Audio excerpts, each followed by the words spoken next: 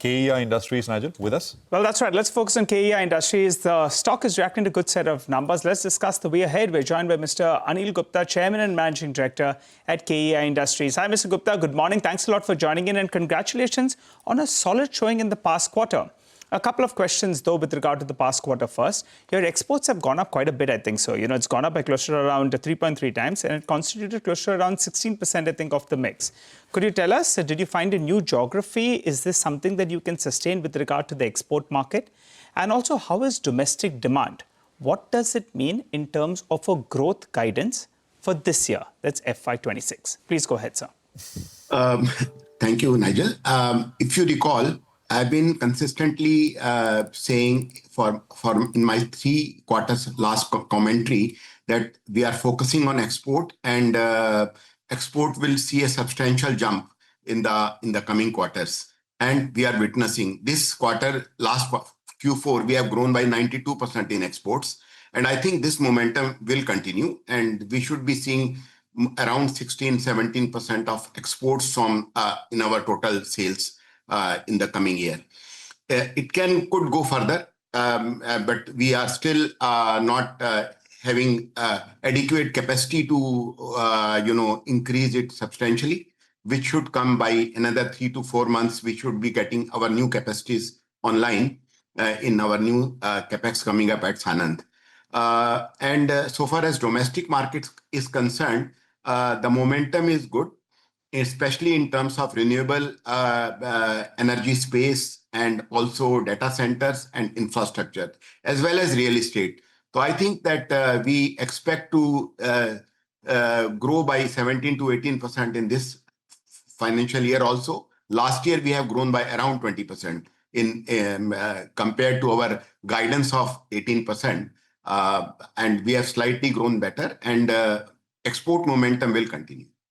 Okay, all right, got that. So, last time as well, you promised 17 to 18%, but you did 20%. Do you think the odds are that this time around as well, you outbeat the guidance that you have given? And also, you could help us out, what is the margin outlook? Because input costs have come down. You're going to be ramping up production as well as capacity, so operating leverage will play out as well. What's the margin number we should work with? Input, in the past also, you must have seen that when the input rises, it has not impacted our margin.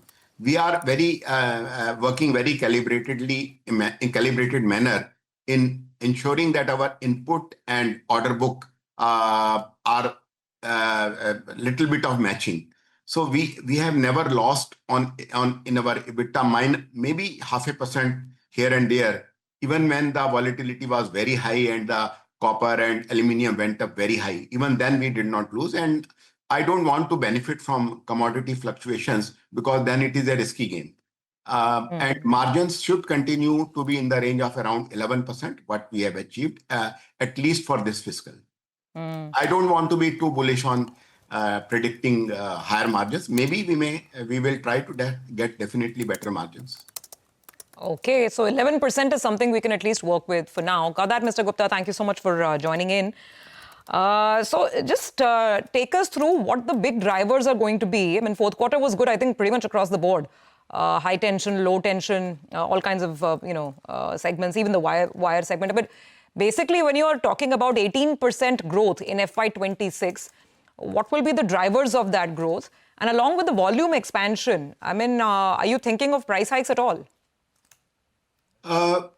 The growth drivers will be, I mentioned that the energy space, especially the renewables, the growth in the development of solar and wind energy projects, and consequent battery storage systems, pump storage projects, and consumption of energy projects like data centers, infrastructure, new manufacturing, industrial plants, and as well as the real estate.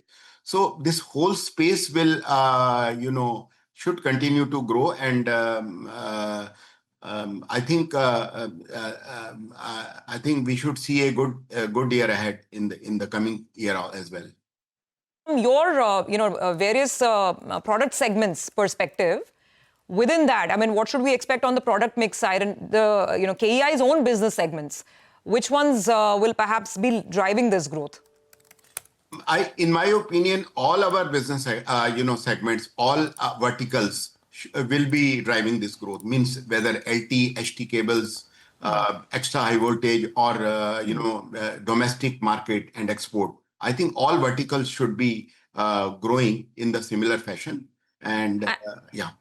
Okay, and are you thinking of price hikes at all? I don't know if Q4, if you undertook any, but going into this year, moving forward, any price hikes? Price hikes are always in line with the movement of commodity prices. Price hikes as well as price reduction both goes in the similar manner with respect to the commodity variation. All right, Mr. Gupta, but EHV, that revenue seems to be under some pressure. But you're confident that it will bounce back? At the moment, our order book in EHV is around more than 600 crore, and it is already bouncing back. There was some let up in the EHV segment, but we completely utilized our capacities by increasing our production of high tension cables on the similar machines and grow by 46% in HT cables in the same plant. All right. Thank you very much, sir. Thank you for joining us, and good to get that clarity from you.